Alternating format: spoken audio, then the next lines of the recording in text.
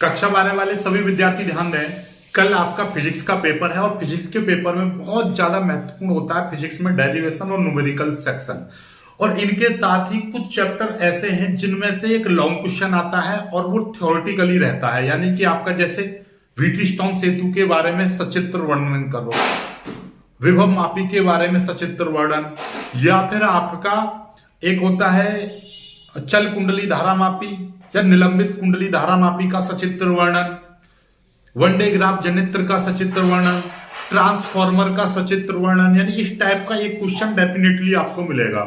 ऐसे ही एक चैप्टर बनता है आपका पीएन संधि डायोड वाला, ठीक है, अर्धचालक एंड युक्तियां, उनमें से आपका एक क्वेश्चन 100% आने वाला है।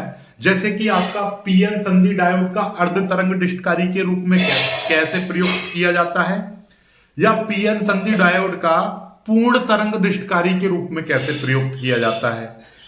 फिर उसके बाद में पीएन संधि डायोड क्या होता है, पीएन संधि डायोड के साथ साथ आपका अग्र अभिनत, पीएन संधि डायोड में अग्र अभिनत क्या होता है उसका पूरा विवरण दीजिए। उत्क्रम अभिनत क्या होता है, यानी पीएन संधि डायोड में धारा का प्रवाह किस तरीके से होता है, एक ये क्वेश्चन बनता है। और साथ में एक क्वेश्चन बनता है आपका एलईडी लेड का सचित्र वर्णन, पूरी क्रियाविधि सहित लिखिए कि लेड क्यों प्रयुक्त है। आज के जमाने में लेड बल्ब यूज करते, पहले प्रकाश वाला आता था लाल कलर का बल्ब, वो 100 वाट का, 150 वाट का, 200 वाट का होता था, लेकिन आजकल क्या है 9 वाट का, 5 वाट की CFL या एलईडी बल्ब चलने जा रहा था। एलईडी बल्ब चल रहे, पहले CFL आए थे, अब क्या है एलईडी बल्ब। तो एलईडी होती क्या है वास्तव में, उसके बारे में सचित्र वर्णन, ठीक है। तो ये सारी चीजें इस चैप्टर में है और इस चैप्टर में मुश्किल से मुश्किल 5 क्वेश्चन है लॉन्ग, और उन 5 में से आपका डेफिनेटली एक क्वेश्चन 100% आने वाला है आपके पेपर में। तो आज मैं आपको पीएन संधि डायोड का अर्ध तरंग डिस्टकारी के रूप में कैसे प्रयोग किया जाता है ये आपको बताने वाला हूं, राइट। चलिए तो स्टार्ट करते हैं। सबसे पहले ये पीएन संधि डायोड का डिस्टकारी के रूप में, यानी अर्ध तरंग डिस्टकारी, तो ये एक शब्द आया है पहले, कभी कभी 1 नंबर में क्वेश्चन आपसे पूछ लेगा डिस्टकारी होता क्या है, डिस्टकारी के बारे में हमको बताओ कि डिस्टकारी होता क्या है। तो सिंपली मैं आपको समझाऊं, डिस्टकारी देखिएगा, एक ऐसा उपकरण जो अल्टरनेटिव करंट को या अल्टरनेटिव वोल्टेज को किसमें बदलता है, डीसी करंट में या डीसी वोल्टेज में बदलता है। अल्टरनेटिव करंट यानी कि प्रत्यावर्ती धारा को या प्रत्यावर्ती वोल्टेज को डिस्ट वोल्टेज में या डिस्ट धारा में बदलता है। तो ऐसे उपकरण को हम क्या बोलते हैं, डिस्टकारी या रेक्टिफायर बोलते हैं। किसी उपकरण के द्वारा या रेक्टिफायर के द्वारा या डिस्टकारी के द्वारा प्रत्यावर्ती वोल्टेज को डिस्ट वोल्टेज में बदलने की घटना को हम डिस्टीकरण कहते हैं, यानी कि रेक्टिफिकेशन कहते हैं।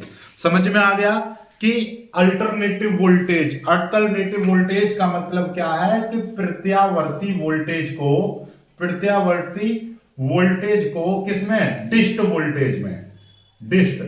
वोल्टेज में बदलने वाले उपकरण को हम डिस्टकारी कहते हैं। चलिए, डिस्टकारी 2 प्रकार से हम इसका यूज करते हैं, एक अर्ध तरंग डिस्टकारी के रूप में, एक पूर्ण तरंग डिस्टकारी के रूप में। तो ये क्या चीज यूज होती है, पीएन संधि डायोड लगाकर हम इसमें बदलते हैं इसको।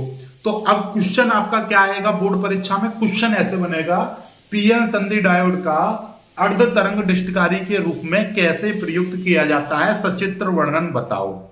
सचित्र वर्णन में क्या है, पहले आपको रचना लिखनी है, रचना लिखेंगे, फिर उसके बाद में इसकी क्रियाविधि लिखेंगे और चित्र बना देंगे, हो गया सचित्र वर्णन। तो रचना समझते हैं। सबसे पहले हेडिंग डालेंगे आप, पीएन संधि डायोड का अर्ध तरंग डिस्टकारी के रूप में, बस इतना ही प्रयोग लिख दीजिए ऐसे, पीएन संधि डायोड का अर्ध तरंग डिस्टकारी के रूप में, ठीक है। हम प्रयोग लिखेंगे, इसका उपयोग करेंगे, तो कैसे, सबसे पहले हम इसकी रचना लिखेंगे और रचना में ये सुंदर सा चित्र बना लेना है। सुंदर से चित्र में ये क्या है, एक पीएन संधि डायोड है, क्या है ये, डायोड है, या डी लिख दिया मैंने, ये क्या है आपका पीएन संधि डायोड है। पीएन संधि डायोड समझ रहे होंगे, देखिए ये पीएन संधि डायोड होता है, इसमें ये वाला जो सिरा है, ये वी टाइप का जो बना हुआ है, ये पी पॉजिटिव सिरा होता है, और जो इसमें एक लाइन सी खिंची हुई है, ड्रॉ हो रही है, ये आपका एन नेगेटिव साइन होता है। क्या होता है, नेगेटिव होता है। N4 यानी पीएन संधि डायोड, यानी कि ये आपका पॉजिटिव सिरा है, यानी कि आपका समझ लीजिएगा प्लस है, और ये जो लाइन है ये नेगेटिव सिरा होता है, इसको हम N बोलते हैं। सीधी सीधी इतना रखिएगा, ठीक है। अब आते हैं, यदि हम पीएन संधि डायोड को, जैसे कि ये जब P है तो ये पॉजिटिव सिरा हो गया, ये नेगेटिव सिरा हो गया। यदि हम पीएन संधि डायोड को पॉजिटिव से, यानी P सिरे को पॉजिटिव से और N सिरे को नेगेटिव से जोड़ते हैं, यानी सीधा सीधा जोड़ते हैं, तो वो अग्र अभिनत स्थिति कहलाती है उसकी। कैसी कहलाती है? अग्र अभिनत स्थिति कहलाती है। और अग्र अभिनत में धारा का फ्लो होता है, याद रखिएगा, अग्र अभिनत में धारा प्रवाहित होती है। दूसरी कंडीशन कि यदि P सिरे को, यानी कि ये P सिरा है, P यानी पॉजिटिव सिरे को नेगेटिव से जोड़ दिया जाता है, और नेगेटिव सिरे को पॉजिटिव से जोड़ दिया जाता है, यानी उल्टा जोड़ दिया जाता है, तो उसको हम उत्क्रम अभिनत बोलते हैं। और उत्क्रम अभिनत में कोई भी धारा नहीं बहती है, बस ये दिमाग में रखिएगा, उत्क्रम अभिनत में कोई धारा नहीं बहती है, अग्र अभिनत में धारा बहती है।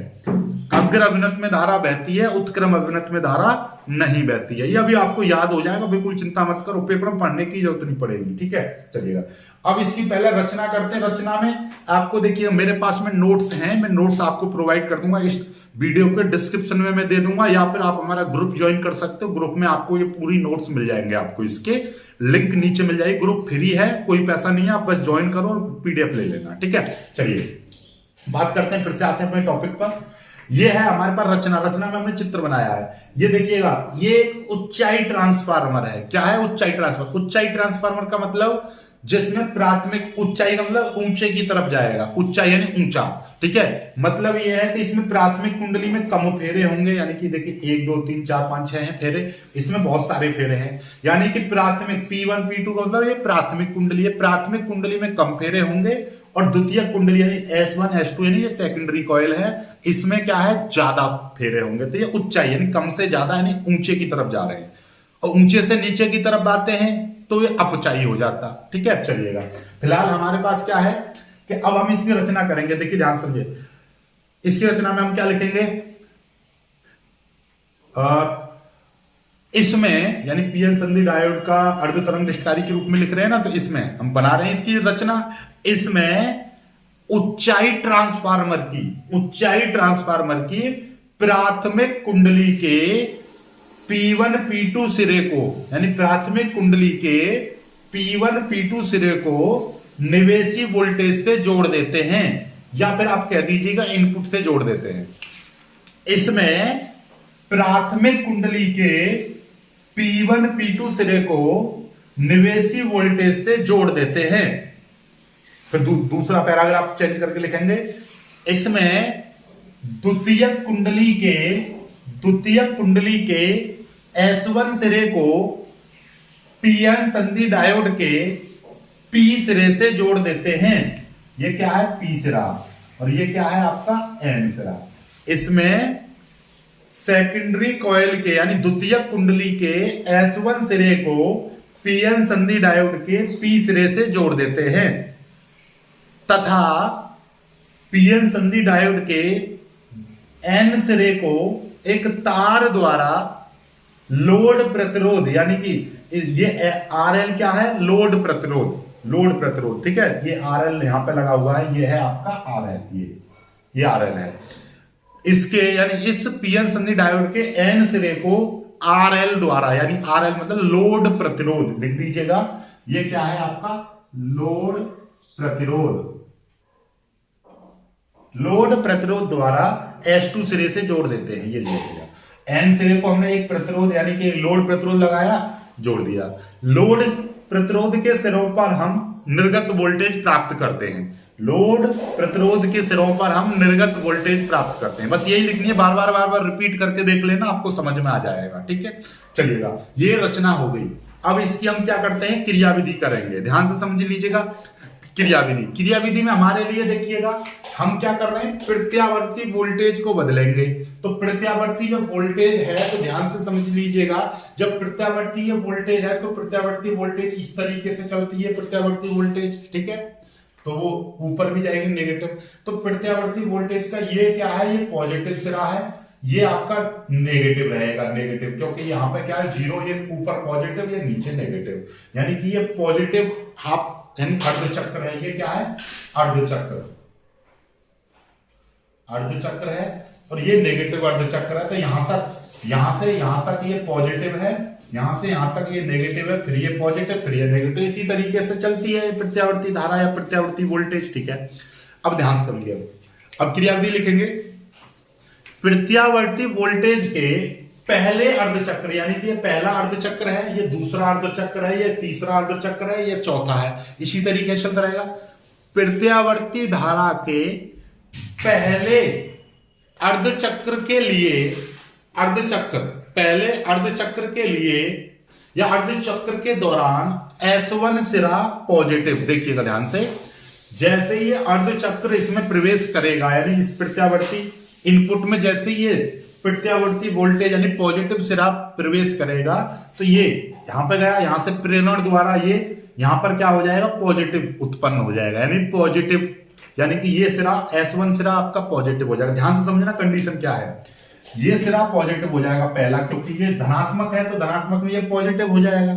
जब पॉजिटिव पॉजिटिव से जुड़ेगा, जब ये पॉजिटिव है, ये नीचे वाला सिंपल सी बात है नेगेटिव रहेगा, क्योंकि ये दोनों इस तरीके से पॉजिटिव है, ये दूसरा ये विपरीत चलेगा, ये वाला सिरा हमेशा विपरीत रहेगा, ये वाला सिरा हमेशा विपरीत रहेगा। ध्यान समझ लीजिएगा, ठीक है। जैसे ही हम ये वाला सिरा पॉजिटिव होता है, यानी S1 सिरा पॉजिटिव, यानी कि पॉजिटिव, और ये पॉजिटिव किससे जुड़ा हुआ है, अग्रअभिनत वाले उससे, यानी कि पॉजिटिव जब पॉजिटिव से जुड़ता है तो अग्रअभिनत होता है, यानी पी सिरे से। तो जैसे अर्ध साइकिल प्रत्यावर्ती वोल्टेज का अर्ध चक्र जैसे ही प्रवेश करता है तो S1 सिरा पॉजिटिव हो जाता है और S2 सिरा नेगेटिव हो जाता है। तो S1 सिरा पॉजिटिव तथा P संधि डायोड P से जुड़ा होने के कारण संधि डायोड अग्र अभिनत, यानी अग्र पॉजिटिव पॉजिटिव से जुड़ा है, अग्र अभिनत हो जाता है, जो कि धारा को अनुमत करता है, जो धारा को अनुमत करता है, जिससे आउटपुट यानी निर्गत वोल्टेज यानी लोड प्रतिरोध के सिरों पर आउटपुट मिल जाता है। तो ये आउटपुट मिल गया पहले अर्धचक्र के लिए, ठीक है, यानी पहले अर्धचक्र के लिए आउटपुट मिल गया। तथा फिर दूसरे अर्धचक्र के दौरान, दूसरे अर्धचक्र के दौरान S1 सिरा ऋणात्मक और S2 सिरा धनात्मक हो जाता है। S1 सिरा संधि डायोड के P सिरे से जुड़ा होने के कारण डायोड उत्क्रम अभिनत हो जाता है। उत्क्रम अभिनत क्यों? क्योंकि नेगेटिव पॉजिटिव से जुड़ा हुआ है, नेगेटिव P सिरे से जुड़ा होगा, नेगेटिव यदि P सिरे से जुड़ा होगा तो उत्क्रम अभिनत, जो कि धारा को अनुमत नहीं करता है। तो डायोड उत्क्रम अभिनत हो जाता है, जो धारा को अनुमत नहीं करता है। इसलिए लोड प्रतिरोध पर एक डॉटेड लाइन या एक खाली स्थान प्राप्त होता है, अर्थात यहां पर कोई भी धारा प्राप्त नहीं होती है। तथा फिर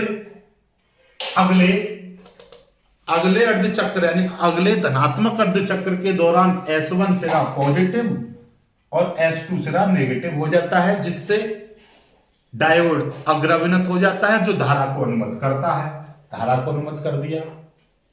फिर अगले अर्धचक्र के दौरान, अगले ऋणात्मक अर्धचक्र के दौरान फिर से नेगेटिव हो जाता है, धारा को अनुमत नहीं करता है, फिर करता है, फिर नहीं करता है। यही क्रिया बार बार दोहराते रहते हैं, जिससे कि अर्धचक्र के दौरान हाफ साइकिल यानी कि आधे चक्र से हमको धारा मिलती है, अर्थात आधे चक्र से हमको वोल्टेज प्राप्त होता है, आधे चक्र से वोल्टेज प्राप्त नहीं होता है। यही क्रिया लगातार दोहराते रहते हैं, जिससे कि हमको एक अकेला डायोड या एक अकेला पीएन संधि डायोड केवल अर्ध तरंग जैसा भांति अर्ध तरंग की तरह व्यवहार करता है, इसीलिए हम इसको अर्ध तरंग निष्ठकारी कहते हैं। ठीक है, अर्ध तरंग निष्ठकारी के रूप में प्रयोग करता है या अर्ध तरंग निष्ठकारी के रूप में ये कार्य करता है। समझ में आ गई होगी आपको।